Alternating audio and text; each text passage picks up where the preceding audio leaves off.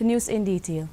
The meeting of the reconstituted committee of all political parties chaired by Cabinet Minister Dr. M. Ampareen Lyngdoh yesterday held a meeting to discuss on the roster system and a 1972 state job reservation policy. The reconstituted committee had directed all political parties to come up with justification to their verbal suggestions within 15 days, and same will be submitted to the government for review and to take a decision. She said the mandate of the committee was to get all the views and suggestions and pass it on to the state government. She also informed that the committee will sit next in 3 weeks' time.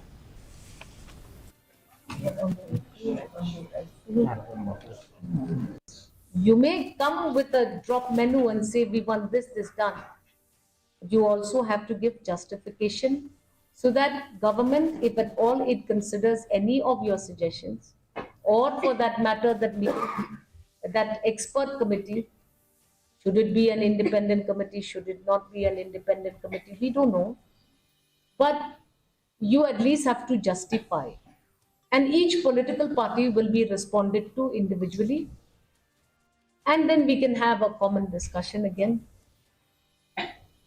The next meeting is 3 weeks from now.